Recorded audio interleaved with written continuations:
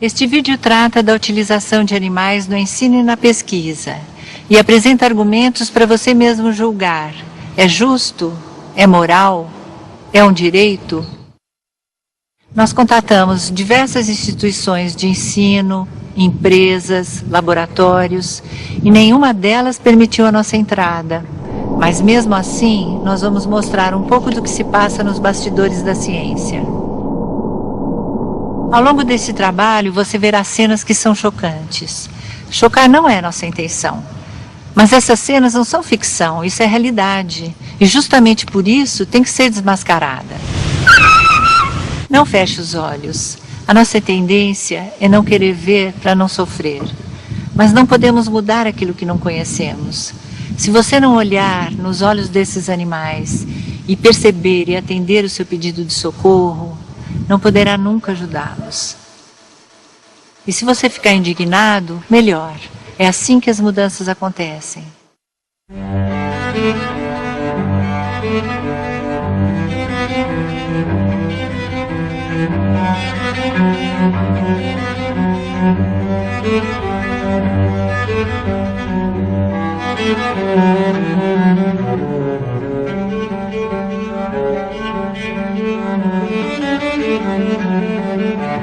A utilização de animais na ciência é uma prática muito antiga, que data de quando o homem ainda procurava compreender a mecânica básica do corpo humano. Apesar de claramente ultrapassada, essa prática experimental é tida como metodologia padrão de investigação científica e perpetuada através das instituições de ensino. Os animais vêm sendo usados há mais ou menos 300 anos, como uma prática bastante consolidada dentro das instituições de ensino. A maioria das pessoas não sabe, mas para a formação de biólogos, profissionais da área de saúde, geralmente eles são obrigados a passar pela prática de vivissecção, que consiste basicamente em causar um dano ou abrir um animal vivo, né?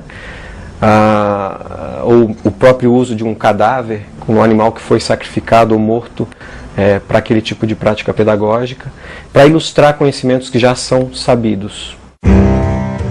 Vivissecção quer dizer cortar vivo, mas esse termo é aplicado hoje a qualquer forma de experimentação animal. A partir do século XIX, essa prática se intensificou, e hoje é uma poderosa indústria que produz equipamentos e o que eles chamam de produtos. É comum o uso de cachorros para ilustrar sistema cardiorrespiratório. Uma prática de fisiologia bastante antiga, bastante tradicional, que consiste em anestesiar um cachorro, abrir o cachorro, injetar algumas substâncias para ver como que o sistema cardiorrespiratório responde a diferentes substâncias.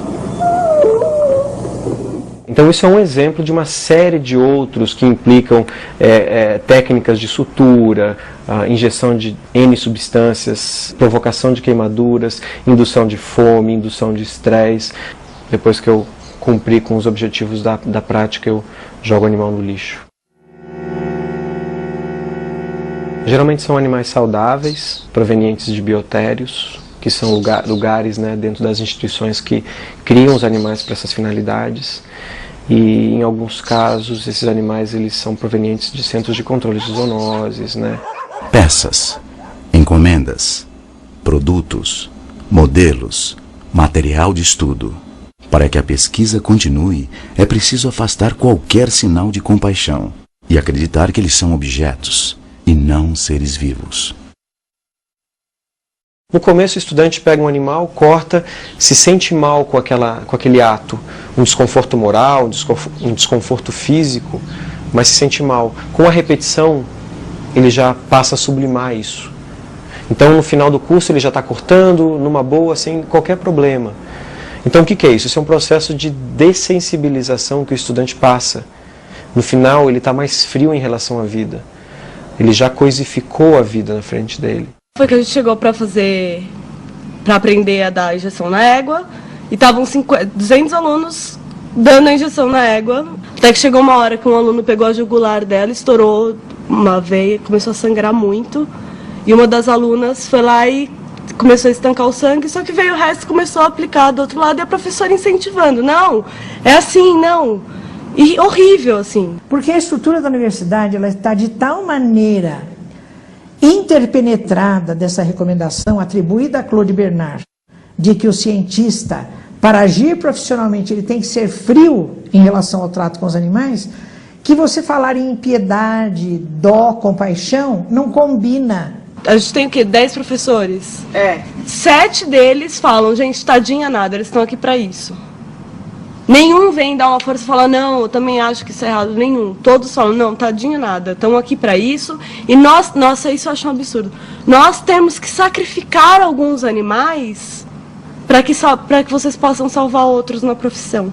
Se eu fui treinado para salvar a vida, de repente eu vou lá, uso um cachorro para o aluno aprender a fazer uma cirurgia de estômago e mato o cachorro. Aí no dia seguinte eu estou salvando o cachorro daquela mesma cirurgia. Adiantou eu operar, matei um para salvar o outro. É como se um médico opera um cara lá, um fulano, mata o cara para depois aprender e para salvar o outro. Não tem muito critério para você usar isso, que é mais fácil. Tá lá, tem um canil atrás da faculdade, eles pegam um cachorro onde é conveniente, levam para lá, e não precisa fazer nenhum esforço. Quando eu corto um cachorro para estudar anatomia, eu aprendo muito mais do que anatomia, né? Eu aprendo os valores antropocêntricos, especistas, de que aquele animal é um objeto que eu posso jogar fora. É o pessoal do segundo ano que está fazendo agora a primeira experiência com animais, está fazendo a primeira experiência com os ratos, que é aquela de injetar a estricnina ou no estômago, no intestino, e que os ratos começam a ter convulsões, alguns ficam com as entranhas todas para fora, intestino, estômago. Existe uma série de conteúdos ocultos que são transmitidos de arrasto à prática e que não estão explicitados no currículo oficial, mas eu aprendo. O rato morreu, ficou convulsionando até o final, o pessoal está mandando mensagem de como é que foi a experiência, o que isso adicionou, que pelo menos quem está me escrevendo aqui não ficou muito satisfeito com esse tipo de aula. Então você ensina o aluno a ter preconceitos diferentes. O animal é diferente dele. Eu tenho autoridade de sacrificá-lo. Eram umas 9h30 mais ou menos da noite e as rãs ainda estavam lá dentro do éter desde as 6 da tarde, 5 da tarde. E elas não morriam, elas estavam lá vivas, elas respiravam e todo mundo estava agoniado com aquilo. A aula de técnica cirúrgica, a aula de farmacologia, a aula de fisiologia, onde você produz uma retirada do sangue do animal para verificar, como outras pessoas irão falar, que o paciente vai ter um choque porque você tirou todo o sangue dele. Essas aulas, para mim, são meramente rituais. Porque se você perguntar para qualquer pessoa que não seja do meio, ela vai saber que isso pode acontecer. Uma das que foram, assim, que impressionou mais, das que a gente achou mais inúteis, foi uma que era para testar o grau de anestesia que certas drogas davam. Então você injetava as drogas em diferentes ratos e para testar o grau de anestesia delas, se aproximava um pirógrafo da cauda dos ratos para ver quanto tempo eles demoravam para remover a cauda do calor do pirógrafo. E o rato guinchava, tirava... Mesmo os que estavam com os anestésicos mais fortes tiravam a cauda rápido.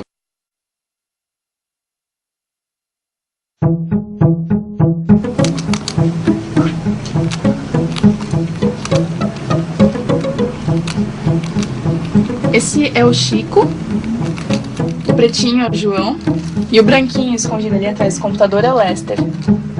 O Lester era meu sujeito experimental, ele era da minha pesquisa. Mas eu vi que isso não tinha mais a ver comigo. A gente se apega muito a eles e quando a gente traz pra casa, quando a gente vê como eles são bichos que têm individualidade, sabe? Aí já não rola mais de ficar fazendo pesquisa com eles. Eles não têm o espaço que eles precisam, eles não têm nada do que eles precisam. Eles ficam... Às vezes o experimento dura, sei lá, 6 meses e os bichos num espaço minúsculo. Os músculos vão atrofiando, sabe? Eles não podem se desenvolver. Eu acho que isso é o mais triste dos biotérios. Da experiência que eu tenho, isso é o mais triste. Mas eu adoro, assim, dos roedores eu acho que os ratos são os mais legais, porque são os que mais interagem com você. São os mais carinhosos, eles reconhecem a gente. É um barato, eu gosto muito. Ratos e camundongos são pequenos, mas será que por isso eles sentem menos que nós?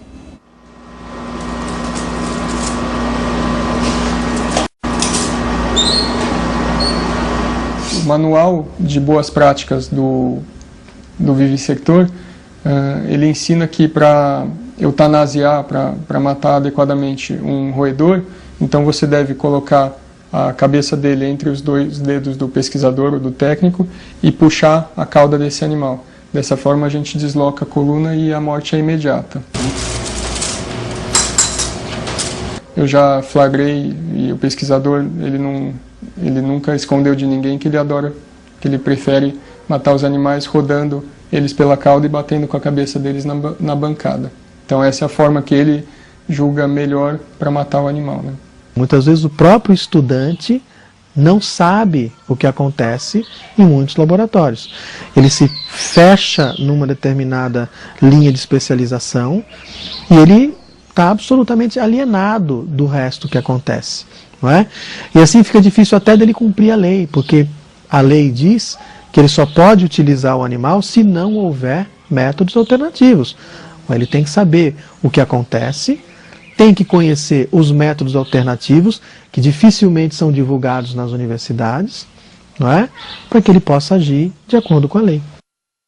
Então tem o protocolo dizendo que, numa experiência com coelhos, o coelho vai estar previamente anestesiado.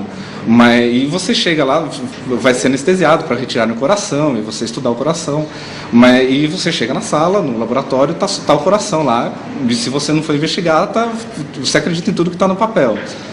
Você indo nos bastidores, você vê que a anestesia que é dada no coelho são 3 cacetadas na nuca dele, enquanto ele ainda está vivo, enquanto ele ainda está se mexendo, abre o peito, o técnico abriu o peito dele com a mão e tirou o coração. E a gente perguntou por que não era usada anestesia, conforme estava no protocolo. Era alegado que a anestesia ia alterar os batimentos cardíacos, então ia tornar a experiência inválida. Essa prática, além de abominável, é ilegal. A lei diz claramente que é obrigatório o emprego de anestesia. E a Declaração dos Direitos dos Animais condena qualquer prática que implique em sofrimento animal. Existem estudantes que se manifestam contrariamente a essas práticas, que são os objetores de consciência, e são perseguidos pelos professores, ou sofrem isso com uma redução na nota, no aproveitamento. Você desafiar a palavra de um professor, você duvidar que aquilo é importante para a sua formação, é uma coisa que não só pode te deixar com o seu currículo em falta, também pode te indispor com o professor. É uma coisa levada bastante a sério. Então muita gente que no começo se objetava e que sofria de ver aquilo acontecendo, acabava participando. O estudante hoje ele tem todo um suporte, tanto em termos de informação, quanto em termos de organizações que auxiliam em todos os aspectos no processo de objeção de consciência, que basicamente é uma escusa formalmente apresentada para a instituição que mostra que o estudante não concorda com determinadas práticas, no caso do uso de animais, em função de crenças filosóficas, crenças religiosas. Isso é assegurado por lei, né? Pela Constituição Federal.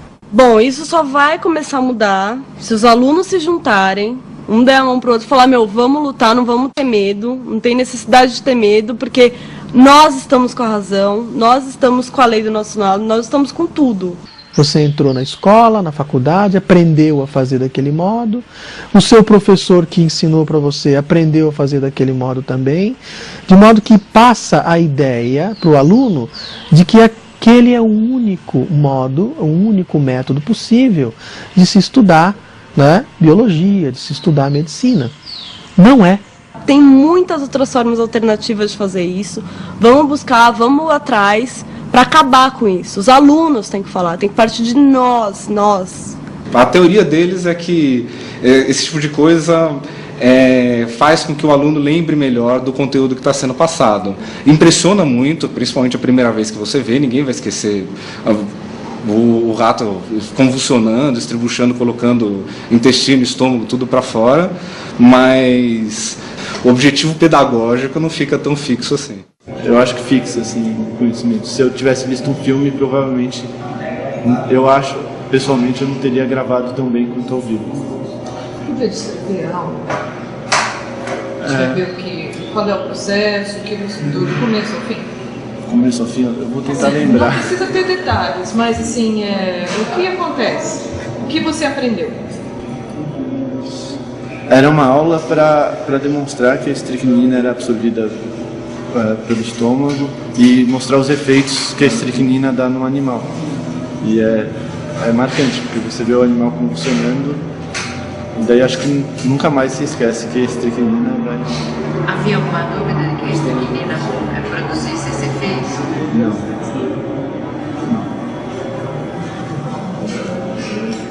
Um leigo sabe que estricnina é veneno. A gente não precisa ver o animal se debatendo, pulando, aquele espetáculo macabro, aquela coisa, para saber que aquilo lá mata. Há séculos se sabe que a estricnina é veneno. Por que ficar repetindo a mesma experiência?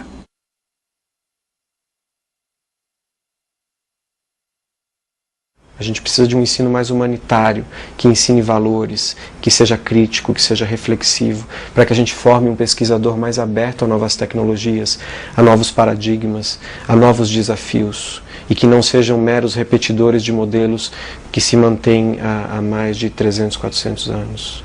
A escola veterinária vai um dia falar, nós não usamos mais animal para experimento, ponto final.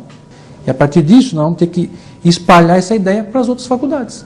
Medicina, as outras de veterinária, tem mais de 100 escolas no Brasil, as de medicina humana, as de odontologia, fisioterapia, tudo que usa animal. Acho que essa é a tendência filosófica do que está acontecendo hoje. A mais nova escola de medicina veterinária dos Estados Unidos foi criada sob o princípio de reverência à vida e com o comprometimento de nunca utilizar animais vivos no ensino.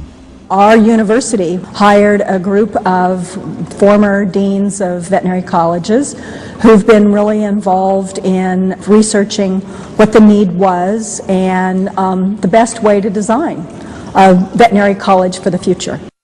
And we don't lecture to the students, we want them to teach themselves, study for themselves, self-directed learning.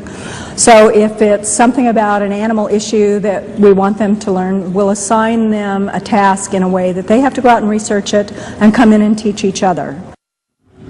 This student, Nathan, is working on the foreleg of a horse. This horse would have been donated by one of the horse owners in our community. It's important to know that we don't actually kill any animals here at our college.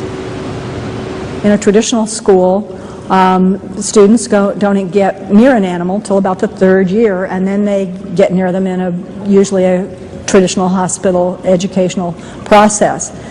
Here they're starting to interact with both animals as patients and with clients that they have to talk to and deal with right off the bat. That starts in the very first year, so they get pretty practiced at it pretty quick. A Escola de Medicina Veterinária e Zootecnia da Universidade de São Paulo não utiliza mais animais vivos nas disciplinas de técnica cirúrgica e ortopedia. Os cadáveres eles são obtidos através do hospital veterinário da nossa instituição. Animais esses que são doados pelos proprietários. Eles são injetados com uma solução de Larsen. Essa solução tem a indicação de preservar esses cadáveres para podermos reutilizá-los várias vezes. Durante um semestre letivo, esse cadáver será utilizado no mínimo de 4 a 10 vezes.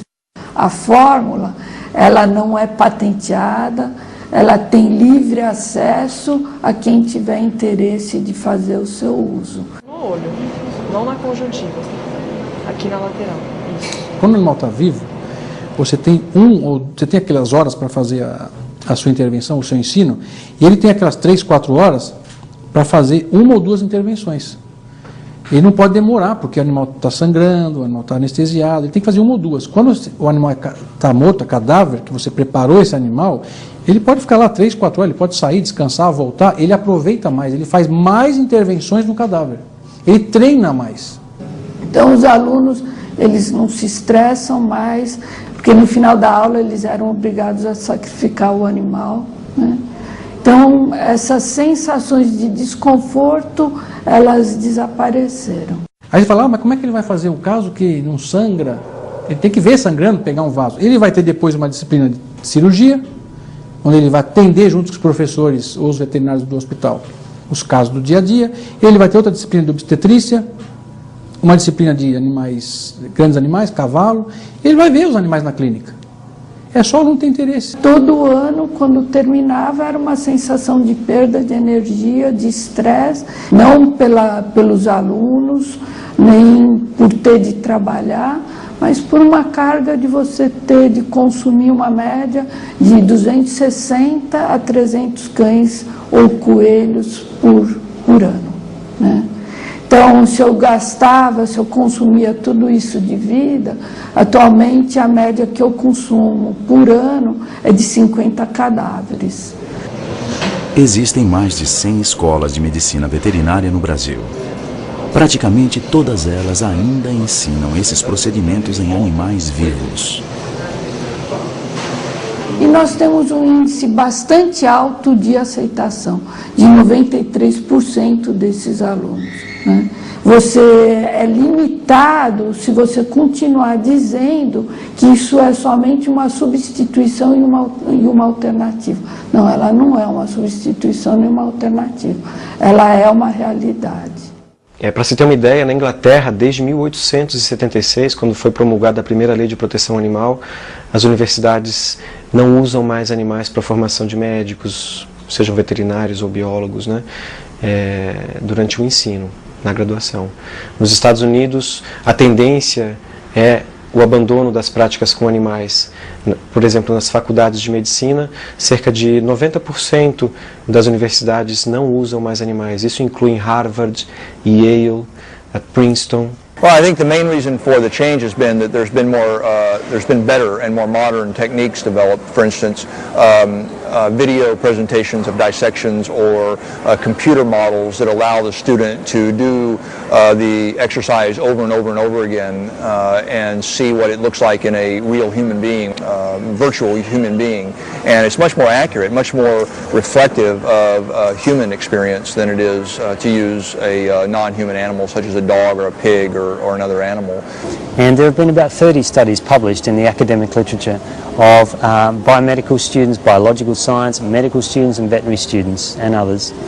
And the studies have found in 94% of cases that the students using the humane learning method do at least as well. In just over a third of cases they've actually done better. They've actually come up with superior knowledge, superior clinical or surgical skills, or they've got the same level but in a shorter period of time. As alternativas, elas têm uma vida maior, né, do que o animal. O animal eu abro, corto e jogo fora. Um CD-ROM, um vídeo, um simulador, um modelo em 3D, eu posso repetir, usar, voltar atrás se o experimento der errado. Posso utilizar uma série de recursos midiáticos interativos que me permitem entrar dentro do corpo humano, fazer cirurgias com todas as sensações de toque, técnicas de sutura, observar a minha intervenção naqueles órgãos de diferentes aspectos, ângulos. Alternatives are invariably cheaper. Perhaps after an initial investment in computer simulations, but once the investment has been made, they can be used again and again, year after year. A Internist Brasil procura dar assistência a professores e estudantes no sentido de promover alternativas para a educação. As alternativas elas não precisam ser percebidas como ameaças à prática educativa do professor. Muito pelo contrário, elas vêm para auxiliar, né, para enriquecer esse universo de instrumentos pedagógicos que estão à disposição do professor. Mesmo que é a fisiologia da reprodução. Através de injeção do hormônio sintético. Essa substituição ela deve ser feita, e é o que a gente está procurando fazer com esse vídeo, né? Substituir uma simples demonstração, uma simples vivissecção, onde se utilizava um grande número de animais, por uma boa produção de vídeo, didática, com mais oportunidade dos alunos terem mais tempo para discutir o assunto em si.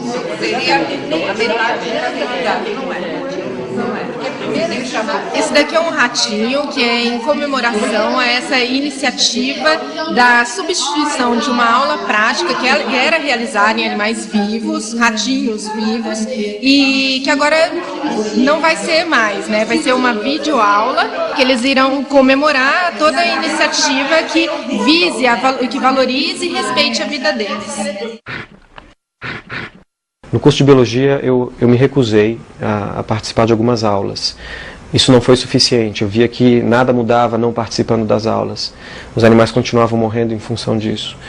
Então, eu tive que tomar uma atitude, né, dentro do meu curso, que acarretou, na verdade, no sequestro de um cachorro alguns minutos antes de uma prática de fisiologia e que culminou na transformação da realidade curricular do curso de fisiologia, que hoje já não usa mais esses animais e usa um vídeo no lugar. Né? Então a gente trouxe toda a discussão ética, então eles começaram a perceber que o ato do roubo do cachorro não era um ato de vandalismo, não era um ato de inconsequentes, de jovens arruaceiros. Eram de pessoas que tinham um fundamento ético, moral, para justificar aquela desobediência civil. What we do creates what we become. If we are in the habit of harming animals in our educational process, in our teaching of the life sciences, then we become hardened. Eu acho que essas práticas elas vão na contramão do que muitos profissionais que lidam com a vida, seja na saúde, seja na área de biológicas, devem cultivar, né? Porque o que se prega dentro dessas práticas é o cultivo da morte, do sofrimento, do descaso, né? Da coisificação da vida, quando a vida se torna um objeto que tem menos valor do que qualquer equipamento de laboratório, tanto que depois ele é descartado no lixo. Seja do ponto de vista tecnológico, seja do ponto de vista do debate ético, o prestígio da instituição científica hoje é proporcional ao seu desengajamento e à sua crítica contra a utilização de animais em experiências científicas. Students who ask for an alternative to the harmful use of animals in science represent what's best in science. They represent the willingness to try to find new ways to learn what already is known, rather than to simply repeat old methods. They are, you might say, on the vanguard of the future of science, rather than occupants on the stagecoach of old methodology. Se no ambiente educacional eu não crio um clima para que essas técnicas sejam questionadas, o perfil desse profissional, que vai ser um pesquisador muitas vezes, mais na frente, vai ser de um pesquisador que não questiona, que não busca alternativas. Então existe um elo muito forte entre o uso de animais na educação e o uso de animais na pesquisa. São contados quantos trabalhos o cidadão publica por ano em toda a sua vida acadêmica, e você vale quanto você publica. Então o cidadão, infelizmente, com aptidão à pesquisa ou não, produzindo bons trabalhos ou não, ele é obrigado a repetir uma pesquisa porque ele não tem aptidão a fazer alguma coisa inovadora, e lá vão mais milhões, milhões de animais, e um investimento absurdo, que é gasto, de forma totalmente errônea, e os animais vão sendo utilizados. É o rato, é o coelho, é o camundongo, é o coitado do cachorro, é o porco, para às vezes redundar num resultado que de forma alguma vai colaborar em absolutamente nada.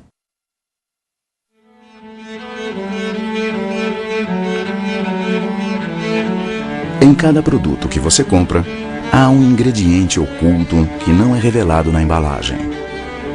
É o sofrimento dos animais utilizados nos testes exigidos para que esses produtos sejam comercializados.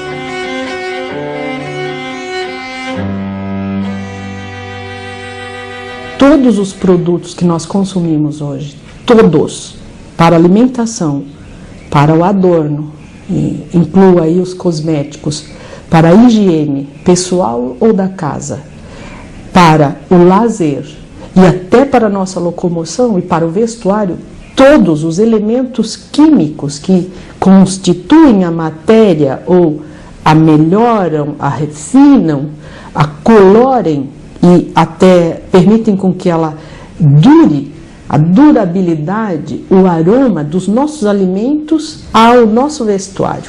Tudo foi testado em animais vivos, ou nos olhos ou no estômago. Medicamentos, obrigatoriamente por lei, são testados em animais, em várias espécies de animais. Cosméticos não são obrigatoriamente testados, mas se costuma testar cosméticos até por uma segurança não do consumidor, mas do fabricante. Se você tiver algum problema com o uso do produto, os fabricantes se defenderão, alegando que realizaram todos os testes exigidos.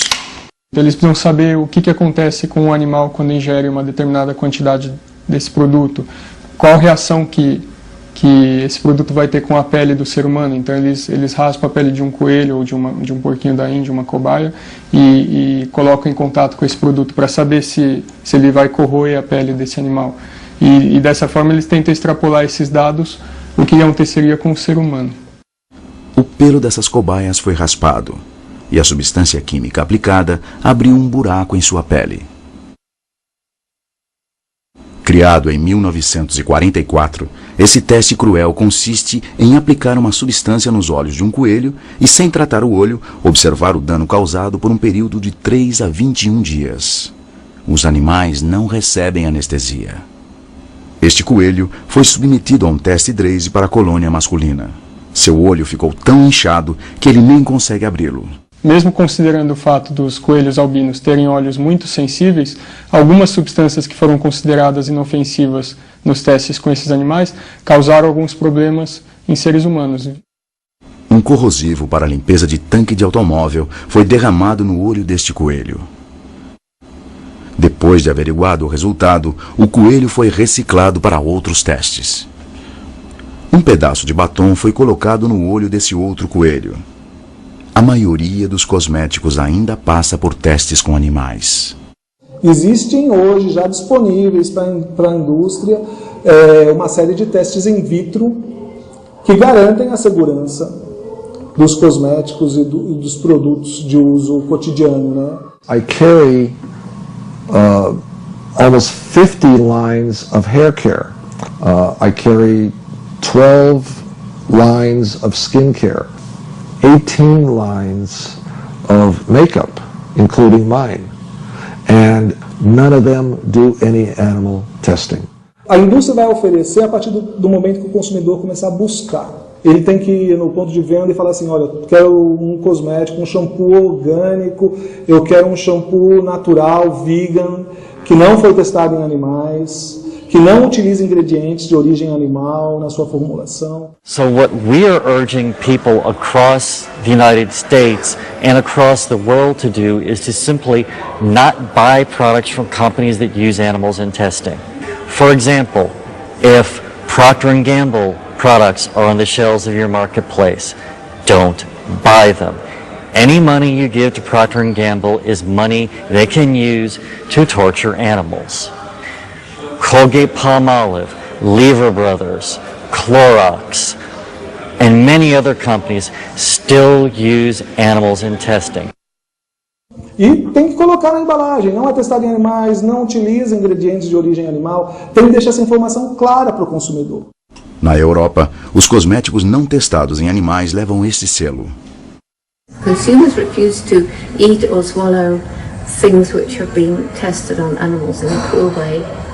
If they won't buy them, then there'll be no point in testing the animals because people won't buy the products.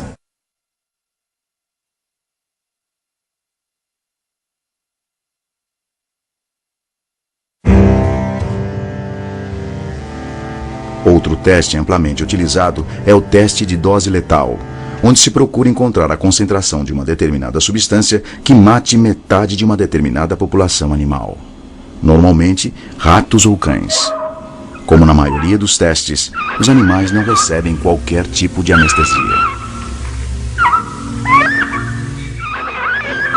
Em geral, esses são testes de toxicidade aguda, ou seja, pretende-se que 50% desses animais morram no prazo de 24 horas.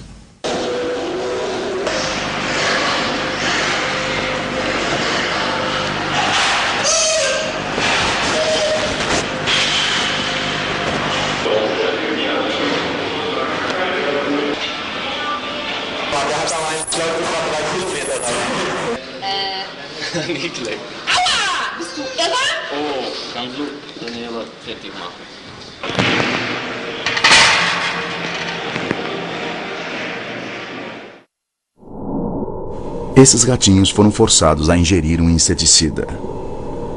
Se todos morrerem, esse teste será repetido com mais animais até que somente metade deles morra. Esse ratinho está tendo convulsões há 14 horas. Esse filhote está tendo convulsões depois de receber a aplicação de um spray contra pulgas pela 4ª vez. Mesmo causando esse efeito, o produto foi comercializado e causou a morte de 46 animais antes de ser retirado do mercado. No teste de toxicidade crônica, vamos supor um determinado medicamento ou o próprio álcool, tabaco. Então, o animal que é utilizado nesse teste, ele é acompanhado por vários meses, né? Às vezes mais do que 6 meses, e recebendo doses constantes e fixas desse medicamento, ou do álcool, ou do tabaco. Então ele deve ser contido num equipamento de contenção, mesmo com os cães, e são colocadas máscaras, né, onde ele é forçado a inalar fumaça. Então ele não tem outra escolha, ele tem que inalar essa fumaça por vários meses para se determinar, por exemplo, qual seria o risco de um ser humano fumar. Estas fêmeas estão grávidas e seus fetos recebem nicotina através de um tubo implantado em seu ventre. Seus bebês serão mortos e analisados para estudar o efeito da nicotina sobre fetos humanos. Faz sentido contaminar animais para estudar seres humanos? Think about it logically. Do you go to a veterinarian when you're sick? Why not? It's because they're a different species. For instance, smoking. It was through clinical research that we realized that people who smoke got cancer, despite all of the efforts to produce lung cancer in dogs by forcing them to smoke cigarettes. It never panned out. If you know something happens in a horse, you don't have to go and do it in a pig or a cow or a sheep or a mouse. You know it happens in a horse. If something happens in a dog, you don't have to prove that it happens because most of the time it doesn't happen. In a disease that tends to happen in a dog is not necessarily going to happen or be the same in another species. We've often been set back by looking at other models, by looking at primates, by looking at dogs, because we get different results. You can give aspirin to cats, but if you give one aspirin to a cat for 10 days, the cat dies. Você pega, às vezes, anti-inflamatórios, que para o homem não traz transtorno nenhum, você dá para o cão, ele faz uma perfuração gástrica. Os beagles são dóceis e amorosos. Como todos os cães, formam laços profundos com seres humanos.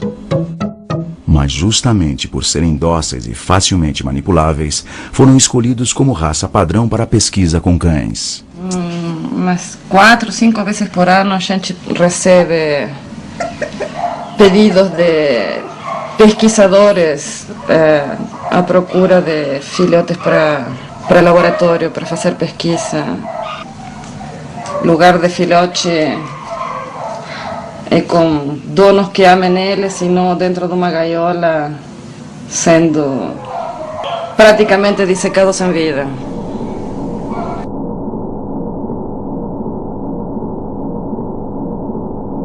Os animais não escapam dos testes nem dos produtos feitos para eles mesmos. Nesse teste de ração Yams, esses cães tiveram um pedaço do músculo da perna retirado para análise nutricional. Estes cães passaram 6 anos nessas pequenas gaiolas, sem receber cuidados veterinários e sendo utilizados para estudos nutricionais de ração. Suas cordas vocais foram cortadas para não incomodar os pesquisadores. Este é o melhor amigo do homem. Em São Paulo, a Universidade de Santo Amaro mantém um canil de beagles que fornece animais para todos os tipos de teste, incluindo inseticidas, implantes dentários, cirurgia experimental e até ingestão de urânio. E ainda se orgulham disso. Sim, todos os testes que você viu até agora acontecem também no Brasil. Uma breve busca na internet revela a profusão dessas práticas em nosso país. Diversas espécies de animais são utilizados na pesquisa básica, que estuda processos como o metabolismo e a fisiologia. desde transplantes de órgãos até o funcionamento do cérebro e o sistema imunológico. The laboratories treat them as property and they do anything they want to them. So this includes things like burning animals to do burn research. They can give them viruses and cause them to get extremely ill. It's done all the time. They give them hepatitis, for example. They test dental procedures, so they break animals' bones and test bone mending procedures and compounds.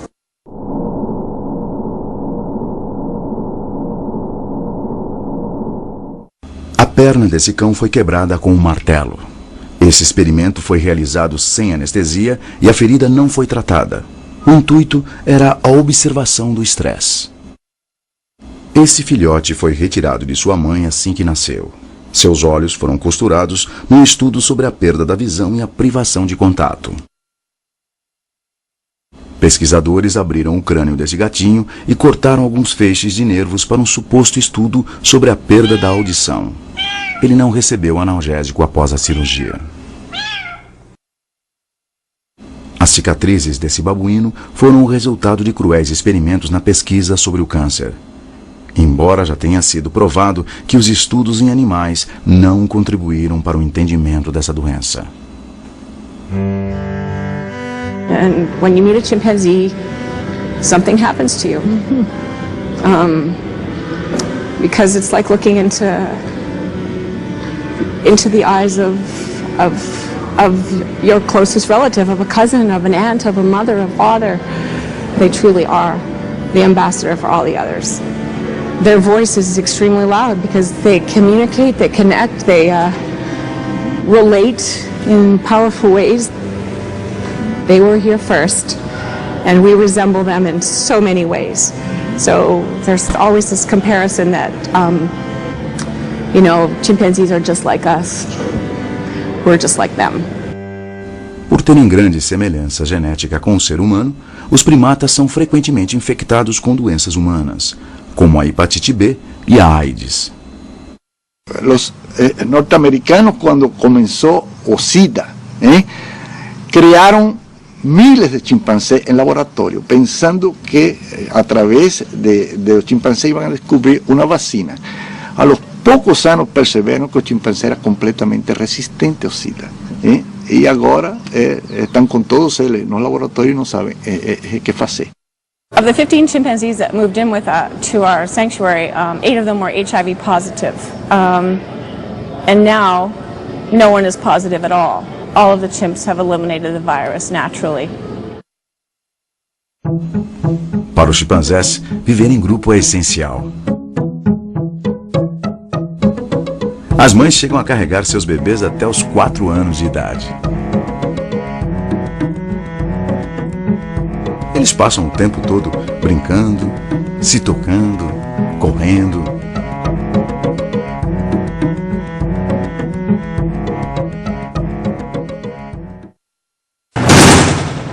Por que os forçamos a viver assim? Some of these guys were in a cage for 20 some odd years. Yeah. At Lemsip alone, in a 5 foot by 5 foot by 7 foot cage, which was perfectly legal. Suspended next to somebody, but you could never touch them. I mean, chimpanzees could never touch. They could see and vocalize to each other and try to relate as best they could that way, but then they were fully dependent for any social contact, physical social contact, through their human caregivers. Mas existem lugares ainda piores que essas jaulas. São chamados de isoletes. Neles, os animais ficam completamente isolados. O único som que ouvem é o do ar sendo bombeado para dentro de suas gaiolas. O único contato que eles têm é quando alguém vem colher amostras de sangue. Depois de servir de cobaia para experimentos por 24 anos, Jim enlouqueceu. Hoje vive num santuário, onde recuperou a vontade de viver. Aqueles cientistas que pensam que um chimpancé em cativeiro, mantido nessas condições, é um exemplo de um primata, não é. Ele é um ser perturbado, é um ser que tem umas alterações, tanto fisiológicas como psíquicas, profundas, e suas reações fisiológicas de seu corpo são diferentes que um ser normal. Então, pensar que aquele ser pode representar a espécie é completamente errado. It's just not right. We just don't have the right. Because when you stand there every day and witness it and try to apologize day after day to those individuals who are on the other side of that cage door and that lock, and you have the key, and as you talk, when you look into their eyes and their souls, or when you're giving a baby bottle to an infant who's been taken from its mother, and it's reaching up and touching your bangs and your hair and looking at you and needing to be mothered and needing to be cared for, and you're looking down and you know what their life is going to be like, it's not right.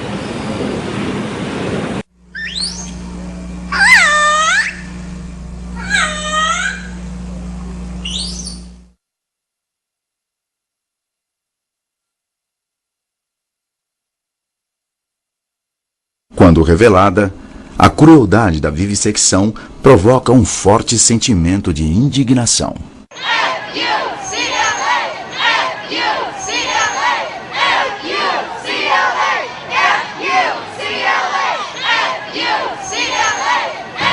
Animal research is scientific fraud.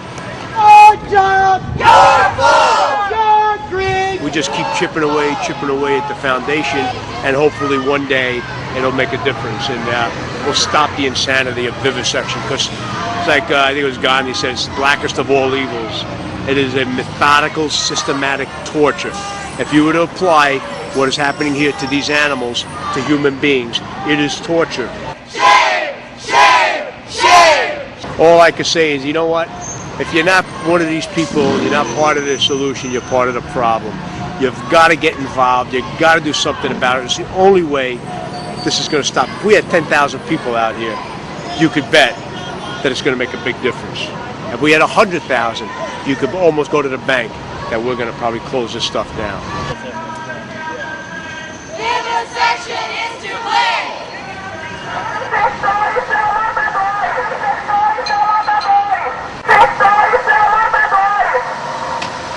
Morto todos os anos por testes de laboratórios. Se vocês colocarem dessa forma, que o uso em experimentação é uma coisa assassina, como estava pichado aqui no primeiro dia, nos transforma em assassinos. E na verdade nós não o somos. Mas quem tira uma vida é um assassino, não é? Mas veja bem, a vida que nós estamos tirando é uma coisa filosófica no fim da história. E você tem um ponto de vista que eu tenho que respeitar. E você tem que respeitar o meu ponto de vista. Mas venham conhecer o outro lado. Venham conhecer toda a parte científica que nós fazemos e o quanto esses animais nos beneficiam.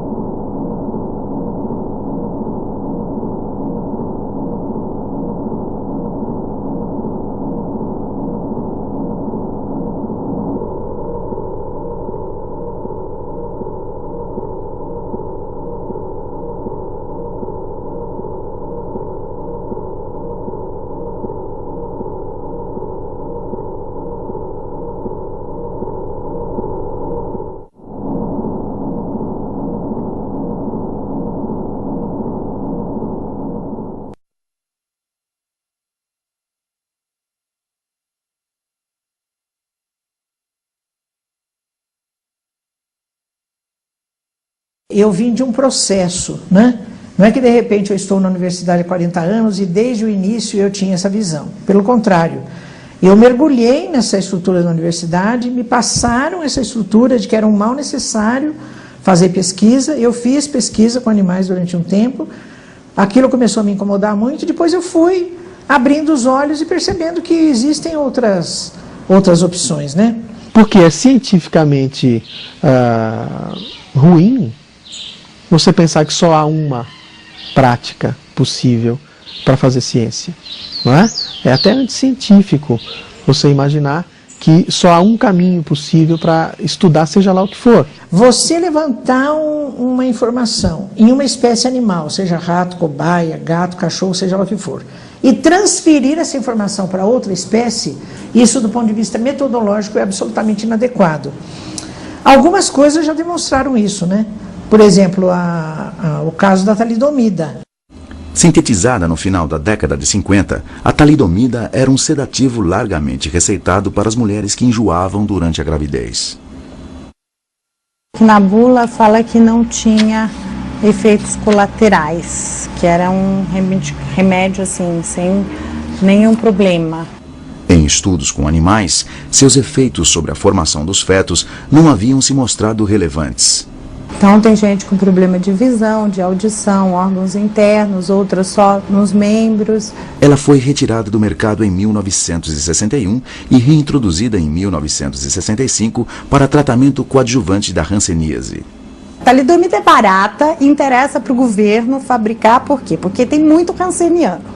Então, assim, é uma população pobre, que não tem dinheiro para comprar remédio, então o governo precisa de uma coisa barata para tirar aquelas dores rapidinha da pessoa. Nossa última vítima tem 6 meses, é um Alan que nasceu em Rondônia, né? Então ele tem 6 meses, então ele é nascido em 2005, enquanto que em lugar nenhum do mundo existe vítima de 2ª geração. E o pai dele leva 60 comprimidos da droga para casa e a mãe acabou pegando, tomou como se fosse um remédio para dor de cabeça, porque não teve informação de que aquele medicamento causava deficiência se ela tomasse, caso estivesse grávida ou viesse a engravidar. Nada é seguro, a ciência não é exata. Quando eu nasci, falaram para minha mãe que eu não viveria. E eu tô aqui para dizer para eles que era mentira. Então a ciência não é. Mas a ciência acredita que é. 15 mil vítimas não foram suficientes para provar que o modelo animal não é confiável. Pelo contrário, acreditando que os testes em animais haviam sido insuficientes, eles foram intensificados e se tornaram obrigatórios. Hoje estima-se que 100 milhões de animais sejam assassinados todos os anos. And even though, no matter how many animals you test a drug in, you always give it to that first human being, there's always going to be that human experimental subject. When people pay for drugs, for pharmaceutical products, they are paying to be the experimental animals for the product. And in fact, many drugs, more than half of all drugs that are tested safely in animals, once they're given to humans, they get completely unpredictable results, and the drug either has to be taken off the market or severely relabeled because of unexpected side effects that were not predicted in animals. People believe, because it went through the animal testing procedure, that they're going to be okay. But here in the United States, 100,000 people die every year after taking drugs that have been prescribed to them by their physician. Every one of these drugs passed the animal tests. What do you tell someone who's lost a mother, a father, a brother, a loved one as a result of taking one of these drugs? Oops, well, we tried it on a rat. We have so many ways to learn about research and to learn about cures for human diseases. Besides clinical research, there's ways to grow human cells in cultures and tissue dishes. There's something called microarray testing, where thousands of tests can be done on a single microscopic slide for testing for toxicity. There's lots of studies with CAT scans, with MRI and PET scanners that show us the inside and the workings of the human body while it's still alive. There's autopsy studies where we learn about what affects humans and what kills them by studying their bodies after they've died. And all of this is much more effective, much more likely to lead to cures for human diseases than experimenting on animals. And so why are we still stuck experimenting on animals? This is something that's 100 years old or 50 years old that has no place in the 21st century. We now know much more about animals, animal nature, animal sentience, and we realize that it's not ethical to use animals in these ways. Therefore, with these extraordinary brains that we have, Let's get the scientists around the world together to work on ways of doing things so that we don't need to use any animals. Why does animal research continue today? It continues today mainly because of money. There's so many people making so much money off of an established system, okay? So there's a lot of money, a lot of the research grants are given to people preferentially that are doing animal research because they go to the people who give grants and they say, well, I've been doing this animal research for the last 20 years and you can't stop now because I'm just around the corner from some cure. Well, we found that these cures are not around the corner, that cancer rates are going up each year. The incidences of heart disease are going up each year, that we can't even cure the common cold. And so the arguments that the pro-vivisectionists use play on people's fears, and they play on their hopes for getting better.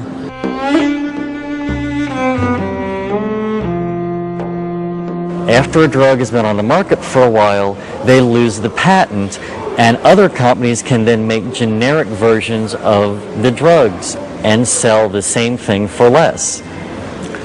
So these companies are looking for new products that will still be under patent.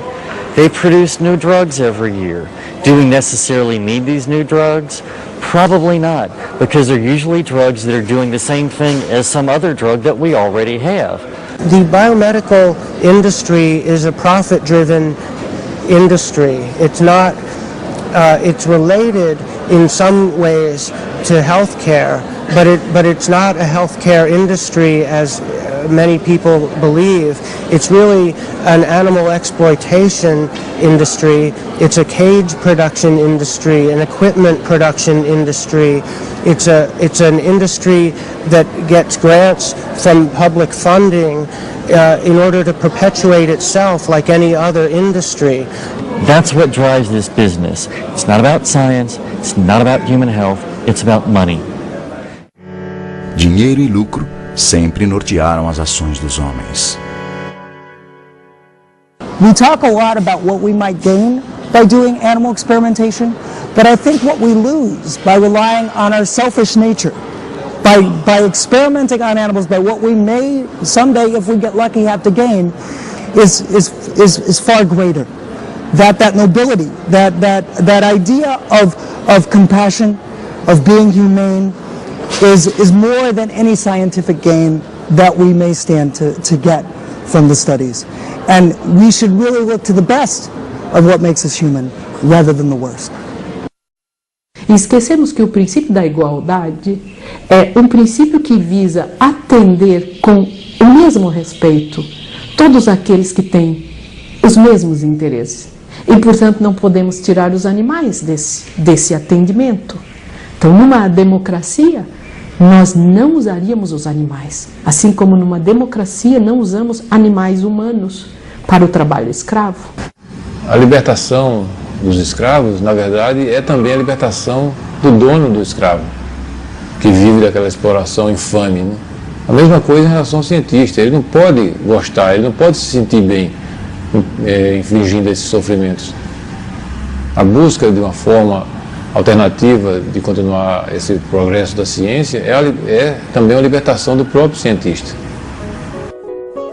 Eu acredito que muitas pessoas que trabalham nessas condições, sem perceber, elas estão se ferindo tanto que até me questiono como será que dormem à noite? Que sonho será que têm? Será que não tem o sofrimento que infligem em si mesmos ao estar infligindo sofrimento nos outros?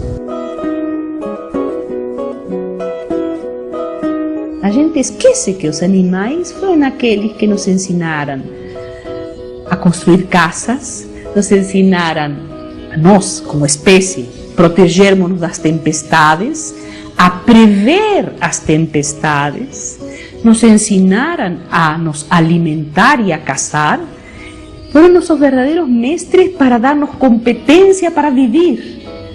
E rejeitar essa condição e ignorar essa condição de ter sido nossos mestres é perder grande parte da experiência, da própria experiência na vida humana.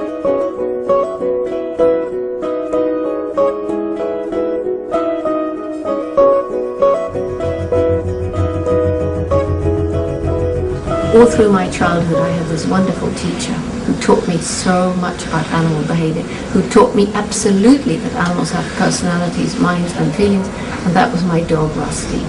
And I believe that anybody who shared their life in a meaningful way with an animal companion, will have the same kind of understanding as me. But so often, science is telling people, oh, that's, you know, they don't really feel like we do.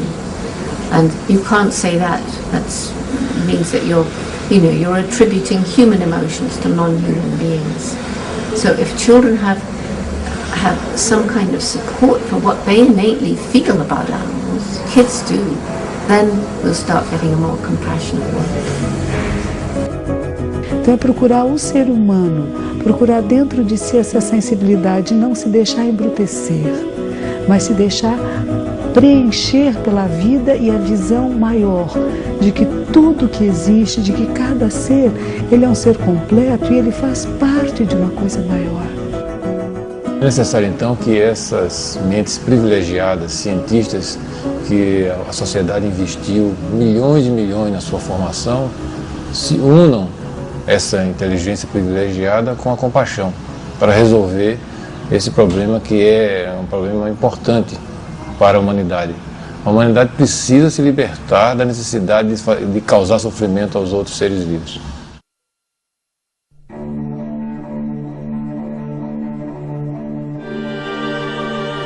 O que nos difere dos animais? Somos livres, temos voz. Sozinhos, os animais não podem se libertar das condições em que vivem. A sociedade é responsável por aceitar ou não os métodos escolhidos pelos cientistas para atingir seus fins. O destino dos animais está em nossas mãos. Temos um desafio pela frente, o de mudar um sistema tão arraigado quanto a escravidão. Mas temos também dentro de nós todo o poder necessário para provocar essas mudanças.